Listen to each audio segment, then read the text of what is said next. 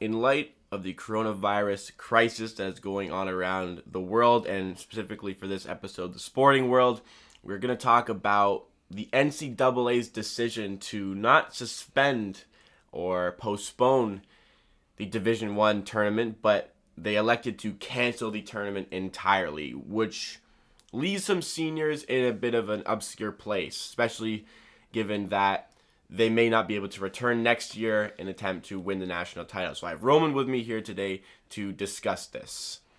I really feel bad for seniors at the end of the day. We do not know if they're going to be able to play or not, and because majority of seniors usually do not get drafted, nor do they even try, it looks like they're kind of in a dead space right now, but we really don't know what's going on. Yeah, it's a really difficult position for the seniors, especially those who have never gotten that elusive NCAA championship. And the reason I feel bad what I feel bad for the most is that for a lot of these guys, like you were saying, they're not going to get drafted. This is the epitome of sports for them. It's not like this is just, the middle ground before the big leagues. This is the big leagues for them. And they are probably never going to play organized basketball again after this. And for a lot of university students, that is their fate, and that is the reality. So, especially looking at contenders like Cassius Winston, who was so good in the tournament last year for Michigan State. They really looked like they had the opportunity to run for a championship, especially with formidable coaching in their arsenal. And, I'm an Oregon fan, so guys like Peyton Pritchard, Oregon really looked like they were going to make a run again, reminiscent of a few years ago when they got to the Sweet 16, or I think it was they got to the Elite 8. So I was hoping for something more or less the same as that coming into this year, and unfortunately it was taken away from us. How do you feel about the NCAA electing to cancel the tournament rather than postpone it? I mean, it's a little surprising to be how big the tournament is, but I do understand it. It would be extremely hard for them to kind of reorganize this tournament in the summer, where you got to bring everyone's got sent home, you got to bring them back, then you got to let them train, then you got to run the tournament, you have recruits coming in and everything. So I do understand why they canceled it. I give them props for absolutely doing it, because we know the NCAA has not exactly made always the best moves for the players. Exactly, but I do give them props for canceling it, and I think that's the main reason why they're going to struggle with even trying to postpone it. Yeah, and I can understand why they did it as well. It just you wish there was a solution for these kind of players. Michigan State's always been good, so maybe losing Cassius Winston isn't big deal for them. But a team like Seton Hall, yep. Miles Powell is in his last year, and he's the reason they've been making a bit of movements in the NCAA tournament the last few years. And I was looking at this year. This was Seton Hall's year to go maybe title hunting, and that will be taken away from Seton Hall. I think we were talking about exploring the possibility of giving the seniors another year of eligibility, so they can come back and try for the Natty one more time.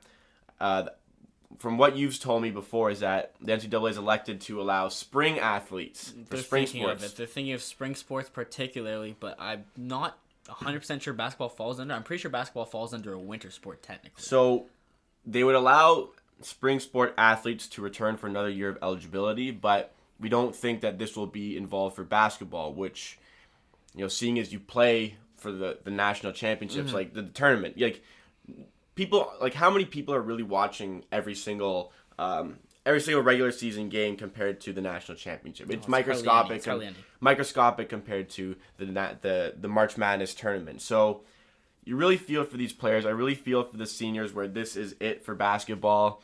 Some have already elected to, especially on the women's side, some have already elected to not come back another year despite everything. So, it is what it is. I think that canceling the tournament was much better than allowing it to proceed. Obviously, you cannot do that right now.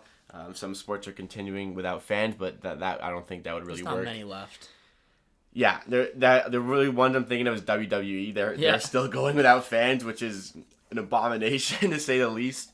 But NCAA proceeding, it does look better on caring about the players. Yep. I can understand the decision. It's just again, feeling bad for those seniors who really wanted their run. And Oregon, this would probably have been one of their best years with Peyton Pritchard. And I'm just being biased. I'm an Oregon fan. Actually wearing my Oregon shirt right now. Bit biased, but I feel bad for Peyton Pritchard not being able to go on the run that they could have gone in his final year. Same with Miles Powell of Seton Hall. Do you think that the NCAA will eventually come to terms with the decision and decide to allow the seniors another year of eligibility? Well, I think these players get an extra year. It doesn't make any sense if they don't, really. We're seeing guys again that this is really their last term of organized basketball. It's all they pretty much have left in basketball. Yeah. They're going to be able to come back. It's going to look terrible on the NCAA, and why not? It's just more revenue for them, so I'm sure they'll bring it in. Yeah, I was going to say, the NCAA is notorious for just being money hungry. They don't care about their players, and I can agree with that. And allowing for these seniors to come back again, like the Cassius Winston, like the Marcus Howards, like the Miles Powells, allowing these guys to come back, you can create even better versions of the teams this year by having the seniors with a fresh crop of recruits to strengthen that team even further. How is that poor for revenue? That might be even better for the revenue of the NCAA. The only problem with that is that big teams will shine and little teams will crumble even more than they already do. Because the big teams, they attract the bigger names. Let's say they have one big fifth year that's supposed to leave or a fourth year. They bring in that rookie now that's maybe the third or the fifth ranked in the nation. That team now goes on a ginormous run. You're right. To a degree, you're right. Like the teams who are building for the next season, that like would affect. For teams building, that would affect them, I think. But I still think that the pros outweigh the cons in allowing the players to choose to come back if they want to. Obviously, they're done with school, want to move on, go ahead. But if you really, basketball is a big thing. And even though it is, school first, your sport second, it really isn't for a lot of these guys. These guys are here for the basketball, and they want to participate. They want to go on one more national championship run. I think that it is within their right to do so, and I think it is well within expectations to be able to do so. And football is another one where that could be the case. We gotta wait and see for that. We have to wait and see for football. I think that that one's been completed, so maybe not there. But basketball, because of how long the season stretches, that this could be a particular problem for the seniors. And if it was up to me, I would allow all the seniors one more year of eligibility. As an NCAA representative, I don't know how it would affect us. I mean, you're getting more talented players back. You're going to get more revenue, more people watching. The NCAA tournament is going to be possibly at a higher level. And, it's no secret the NCAA is a dying form of, basketball recruiting. Not at all. No secret at all. Some of the best players coming into the NBA draft this year are not NCAA athletes. Top three, arguably. Who do you think is the most popular draft prospect going into the NBA this season? Oh, it's Ball or Wiseman. Probably Ball. LaMelo Ball. For me, it's LaMelo Ball. It's probably Ball. He's not playing NCAA. Wiseman isn't anymore. Well, he was supposed to. He was supposed to, but he's laughing right now. But the only reason Wiseman is as popular as he is because of the issues associated with NCAA. I'll give you that. Correct. If it wasn't for that, by far the most popular name would be LaMelo Ball. So, if you're looking at how you're going to improve your draft stock going into the NBA, if you're in high school right now, if you're looking at the ways to have the best possibility of going the highest in the draft, are you looking at the NCAA, or are you looking at playing professional in a foreign country? It's going to be interesting. You're probably going foreign at the end of the day, but the NCAA does have so many players, and just to touch on this year's draft, we're going to see so many players that are going to fall kind of lower that are going to shine higher. Yeah. Kind of like Donovan Mitchell. Thank you.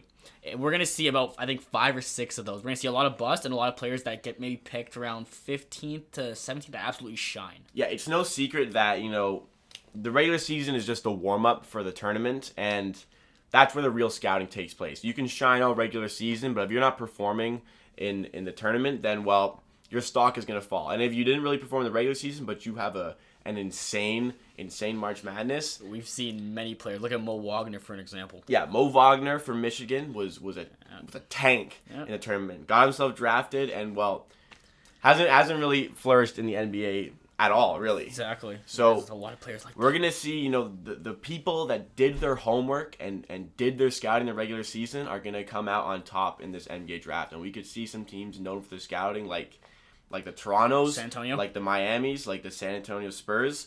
I think those teams, I think especially the flourish. Raptors, are really gonna be excited for the upcoming draft because they may have a lot of information that other teams do not possess. And the Raptors, I think, won the NBA championship last year without a lottery pick on their roster. insane. So, given that, I think Kawhi Leonard got taken either 15th or 17th, somewhere in that range. Around there. That was the highest overall pick that they had within their team. Like Pascal Siakam was 27th, I think. Around there. So, I'm not too sure. Teams that do their homework are really going to come out on top in this draft, and it's a new dynamic to the draft. If you didn't scout properly, you're going to have an issue with this draft. You might get a lot of busts going up pretty high. There's one team I'm thinking of familiar that's gonna get screwed again. It's probably gonna be the Knicks. The Knicks? It's probably gonna be the Knicks. I think the Knicks are a kind of a product of their own demise. I think they do it to themselves. Oh, they do. And I think that this is one where they may look for a name over talent. I think they just want popularity. They may take a Baller or a Wiseman. Although the Porzingis pick, that was one where, literally Knicks fans were crying in the arena when it happened. But you're looking at one over a lot. Yeah, you're right. Can you even think of the rest of the Knicks picks? Because they have not been good for a while, and I can't think of their picks. There's the Knoxes, Knox. Okay, exactly. This is supposed to be Knox's year to played flourish. for Kentucky or something. He did not play well. So yeah, guys like him, I guess. Knox. Maybe guys like Ntilikina as well. Also, these terrifying. are people who were supposed to make the jump this year but didn't. RJ Barrett is one that is starting to. He's an outlier. Yeah, he's starting to prove his worth. He's playing very well in the NBA this season. I think he's on his way to being a bit of a star, a top NBA talent for sure, in my opinion. At some point in his career, just needs to tinker his game a little bit. But you're right. Teams like the Knicks, who maybe aren't as equipped as a basketball franchise in terms of the personnel, in terms of basically the brain in the operation. Pretty much. They're not equipped to thrive through something like this. And as a result, they may falter in the draft. But that all remains to be seen. I think, maybe for a lot of these seniors, this was the opportunity to showcase themselves and get them drafted. We have seen in the past where if a senior really goes on a tear in their last year, perhaps they can get themselves in a conversation to be drafted, even though it's more rare. Let's throw it to a player last year, Luke May, off of the North Carolina Tar Heels. Guy didn't. I think he may have tried to go for the draft, but at the end of the day, he just backed out last second. But this guy is a guy that balled in the tournament for the last 2 years. He won a natty, and then he's like, I'm done. I'm just gonna retire. Yeah. But we're gonna see a lot of players that are around that same capability as him that may not have that chance to go for that natty anymore. I'm saying it's nice to have that opportunity. It always is nice to have that option. If you really ball out, maybe go to the Final Four at least, that's your chance to get scouted. That's your chance to get drafted. That will not come to those obscure players. That 100%. will not come this year because the tournament gets people drafted. Look at Kyle Guy. Do you think Kyle Guy would have gotten drafted if Virginia didn't make that national title run? It's debatable. He was a second-round pick and a late second-round pick at that. Now, who was the guy off Syracuse again that Toronto ended up with? Malcolm Richardson, was that his name? No. From a few years ago. Yeah, from a few years ago. Yeah, they had him a few years ago. The guy was a nobody before the tournament. He went off, he won them a couple games, and then he got drafted because of it. Yeah, and things like that won't happen anymore. But I think that wraps up this episode. Thank you to Roman for participating. Of course. Let us know what you think about the NCAA. Do you think that seniors should be back for another year of eligibility, or do you think that NCAA should wrap it up and favor kind of the lesser teams who are favoring the recruiting class coming in this year? Let us know on social media at Amateur Sports or in the comments on the YouTube video if you are listening there. But we post every single day at the Amateur Sports Podcast, so stay up to date with all the episodes. Use the links in the description for everything Amateur Sports, and we will see you again tomorrow for another episode.